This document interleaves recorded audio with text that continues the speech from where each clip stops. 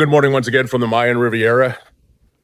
And we're here at our Casa Arroyo Blanco build. It's early in the morning before the guys get here. And just thought I'd come have a look around. We're getting the pool filled, which is pretty cool. So we're here towards the end of February. It's the Friday after all the excitement in Mexico. So I guess I should answer some of those questions of what's been going on, because we've been getting lots of texts and emails and people calling us to make sure we're safe and so on and so forth. I didn't want to put anything out till, kind of things settled down, I guess, just because, I think I didn't want to be one of those guys who just jumped on and says, everything's good. And I believe everything's good. So we're on the East Coast, first of all. We're nowhere close to Puerto Vallarta. We're, 2,000 or 3,000 miles away. I guess depends how you go drive it or fly it. And here in the Mayan Riviera, it wasn't that there wasn't nothing going on. There was some incidences just north of here in Playa del Carmen at the Centro Maya Mall. They had a few cars burnt, and a couple other places in the city. A couple cars were burnt, and that was about the extent. Tulum, south of us, there was a bus and a few other things happened. They blocked a couple roads for a while and pushed some vehicles out and set them on fire. So, what? Stuff happened. I mean, it wasn't that nothing happened. We felt pretty safe where we are. We're in an area that's usually fairly safe. Not that it's, we're not living in a world where nothing can happen. So you always got to take your risks and be prepared and understand and, maybe be ready to hunker down for a day. I feel bad for everybody that was in Puerto Vallarta and had to deal with all of the issues there with flights. And, there was a lot of stuff happening there. It's, pretty scary, but it died down within a day or so, and then just the cleanup's taken a few more days. From what I understand, they're basically there, but I think one grocery store, Costco, did not burn down. So some of the things I say to my friends that are back home in Canada is, don't believe everything that you see on the TV. Some of the stuff we've seen is just blatantly BS, because, they're showing things here and people were talking about what was going on around here in this area. And it just didn't happen. I mean, there was a day they're saying that there was going to be curfews in Playa del Carmen. The city was under curfew. That wasn't happen. That didn't happen. Now, there was a lot of stores and a lot of people who had businesses that said, hey, we're just going to close them up. If this stuff is happening, we're just not going to be there. If somebody does want to throw a firebomb or, maybe get home in case the roads get blocked. So, maybe it was a self-imposed curfew, if anything else, that they didn't actually have a curfew. Our housekeeper who lives in Playa del Carmen, she comes every morning. The one thing that happened to her was she has to take a bus or a collectivo van and go across town east to west, and then she takes the main one coming south. So when she went out in the morning, her transport vans, they weren't running on the east-west. So for her, she had to grab a taxi and then take that out to the highway, and she didn't want to be late. And I was like, Lulu, just send me a message. Hey, we get it. But she's very diligent about doing her job and being there and being on time. And she takes great pride in that. So she got here and we ended up just giving her the money for the taxi, because it's like 5 times the price for her to take a taxi compared to riding the transport vans. It's actually a pretty efficient system that they have for transport vans here that move people around. So anyway, she didn't have that. They started running a bit later in the day. She leaves a bit early in the morning, so she wanted to make sure she was on time.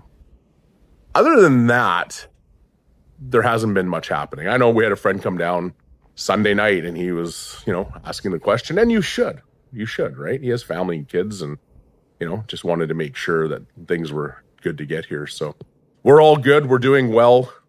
Things are basically normal. We were out last night having dinner with some other friends that are here. They are leaving this morning. They've been with us for the week and staying at the hotel. Other people have come in. So I appreciate all the phone calls and the messages, the Facebook messages asking us how we are, but we're doing good. And, in Mexico, these things kind of happen. And, when there's a big event like the Mencho capture or killing, I guess, whatever it was, that's usually what the first thing happens is the retaliation or the reach out or the show of power, strength, whatever you say, the protest from his organization.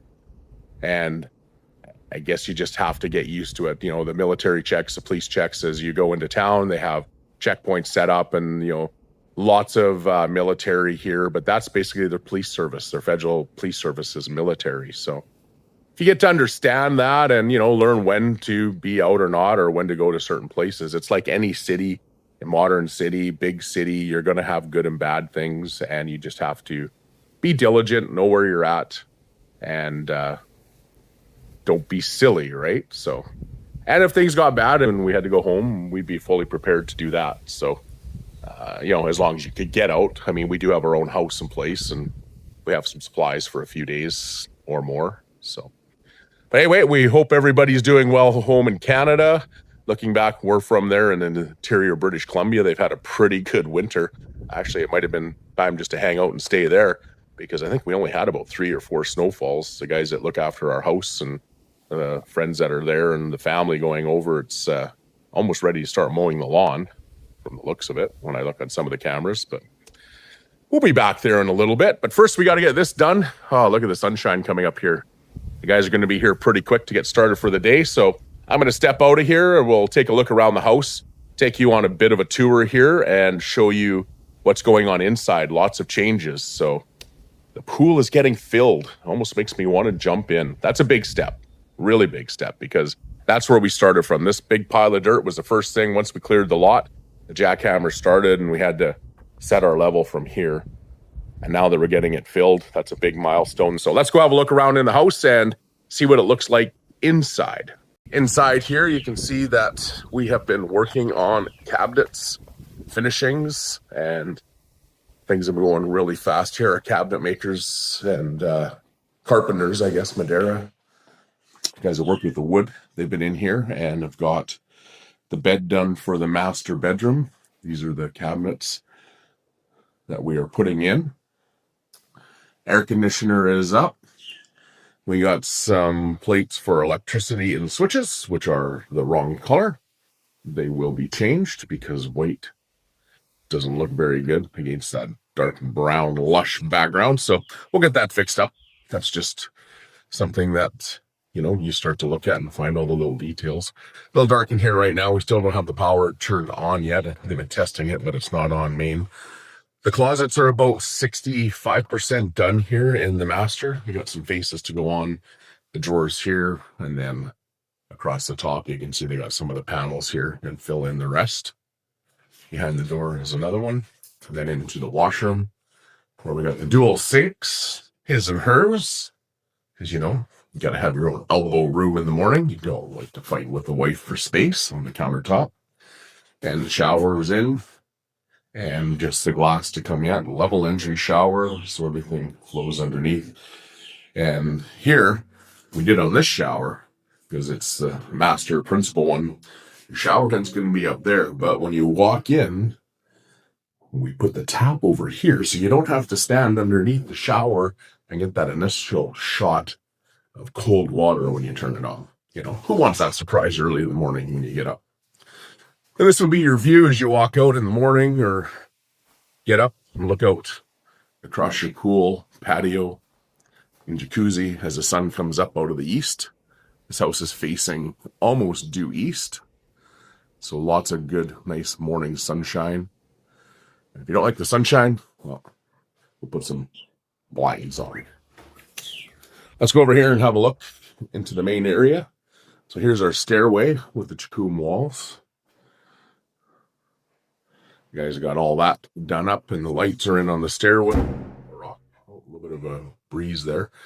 Next big thing is the front. You can see our aluminum window guys have come and they have got the track in for the windows that will go above the main entry and then getting ready to prep for the door and the wall there. We'll go up there in a minute. Inside here in the kitchen and lower floor, the main floor, we have our storage room. The bodega, this is underneath the stairway. We have a panel to go across the top there. We already have the server rack put in for all our data and our communications, cameras, and things like that. You can see some of the wiring there. So that'll all run back here and be locked away. So if you ever use this for a vacation rental, that's where some things that maybe you didn't want everybody to have access to would go. In the kitchen, we've got our hood in over top of the island. We have some cleanup on the drywall and things for that for the ceiling. And then the stove will go here on the island. Our microwave and oven are in on the back, the fridge. is still there. It's all wrapped up in foam still to keep it from getting bumped or anything happen to it. Dishwasher is in. We're just waiting for a panel that will match the cabinetry to go on that. You can see out our window here a little bit. Everything's still plastic off because we're still doing some painting and cleanup. And with all the countertops, we want to make sure we don't get any damage. But you can see that is the sparkle there. And then our utility room behind the kitchen. So this will be storage also. Pantry, washer and dryer can go in here. And we'll have hot water. And then also our electrical panels. And so on and so forth for here. So quite a big room, actually. You can put quite a bit of storage here. And underneath the island, we'll have some more storage here. There's some drawers. We're waiting for another drawer front there. The guys wanted to make sure they measured it up. So that was all built custom after the cooktop was placed in. And we got some measurements on that. Air conditioner downstairs in the living room. Takum walls behind the plastic here right now. And the lights are in the ceiling. We're just waiting for one fan to get placed. And the guys have that already marked out under the drywall. And then our doors are in on the end. The man door for the glass is in there. So probably in the future, a cooktop area barbecue would sit out here if you're going to do that. So it's just easy to have a man door to pass to go in and out instead of maybe opening up the big sliding glass doors to go in and out all the time. This will be your view as you're sitting on the couch, looking across the yard. Have a TV maybe on the wall there. So lots of nice light with the windows above the doors. Yeah, it's really starting to come together. It's, we need lots of cleaning and polishing, but another coat or two of paint. The guys are getting all that painted up. It's looking good. We got our lights under our eaves all going in outside. So for our accent and task lighting outside, that's all getting done up. All the little things coming together. There's lots of little stuff when you start to add it up. Let's have a check upstairs here. So the guys are still working in here, getting some scaffolding so that they can get the windows and doorways put in. You can see up here, I'll just extend up a little bit. That'll be a nice big window to let light in here into the entry hall area. And this will have glass again, as we've talked about, on top of the rock wall here. And then glass across the top. So when you come in, you'll have this bright, nice light. Nice chandelier light up there. And the lights are in already also. Big air conditioner for this area. Because it is a large entry and we got lots of windows, so light's never a bad thing.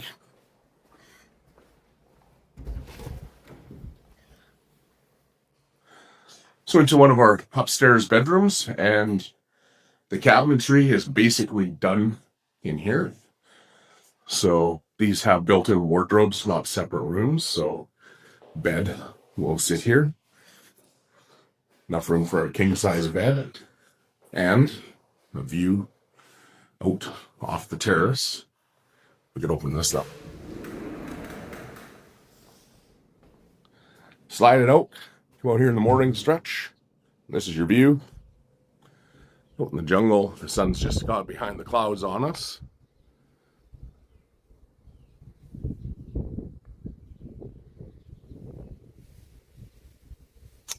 Now you're seeing that pool filled with water. That's a big stage when you get that far. That's the very first item that we dug here. The pool was the first thing that we marked everything off for our elevations on the house. So that pile of gravel was the very first thing that we made. And now it's coming to fruition that we're getting some water in it.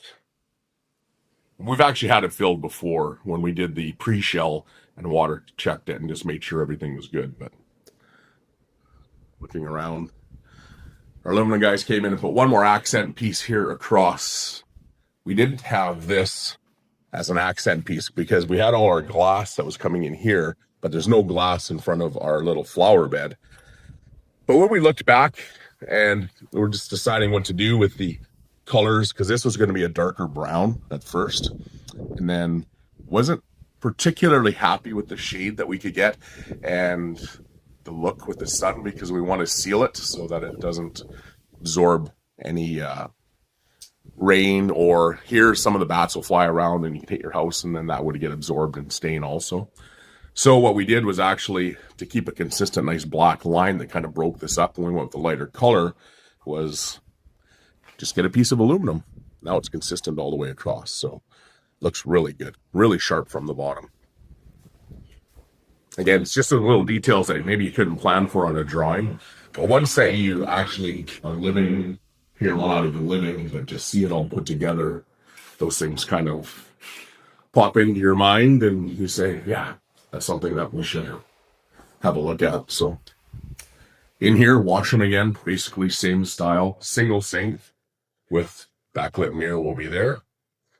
Get some painting and lights to go in up here, painting on the walls to be done. Let's continue our tour. Here's the view looking back on the main entry hall from up here off the landing. You'll see people driving by over there. Some of the gardeners are out working early this morning when I come over. Again, here's our bedroom that faces the street. So we have windows that'll open here. We'll have a screen on there, obviously. Let some nice light and air in. Again, the wardrobes all in. These guys have done a nice job of the cabinetry. I've been very, very impressed with the cabinetry. We had a couple little things when we started out on some of the designs, and then they've done a really nice job, actually. I can't say I'm disappointed at all there. Get another bathroom, just waiting for lights and stuff up here. They're working their way up from the bottom.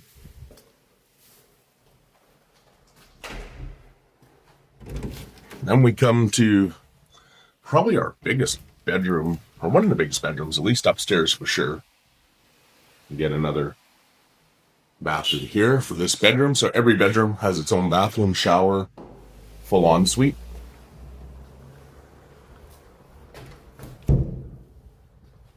Come in here, we have a huge, whoa, there's the wind.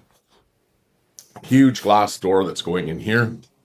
Again, with the view out. It's your own private terrace here. You can have a look around again. Sit out here at night or in the morning. Glass of wine, coffee, whatever your desire. Straight down off the end of the pool. Jacuzzi. Back at the other bedrooms. You can see the light shining off here now with the sun. Now we turn to look in. Here's a wardrobe. Massive closet here. Muy grande. So all our closets will go up to the ceiling. I know it's a little tall to reach up for some of those cabinets, but if you don't do that, my feeling is all you do is end up with a dust collecting shelf above it, and it's a bugger to clean. Here you might have to use a stool to stand on, but you can put, a suitcase or some things that you don't use all the time. You can go up top there if you're living here full time, and then the rest will have hanging lockers or places to hang long clothes and dresses, whichever you like. You could actually put more shelves into these also. I know my wife, she's a dress girl, and always we go to closets sometimes and they have like half hanging and her dresses are hanging on the floor. She's relatively tall, so it's one of her things is we need a tall hanging closet for dresses, and then you can use a half closet or half hanging there for pants and shirts for, guys like me. Again, lots of windows, TV to go here. Air conditioning's in, waiting for lights and more paint. And then aluminum, the track was in. We're just getting the door built itself because this was a custom door fit exactly to here. So again, the light is just amazing coming in. When we looked at this and what we were going to do and the plans and how it was sitting, we thought we were going to have quite a bit of light like this, and just the way the house sits up.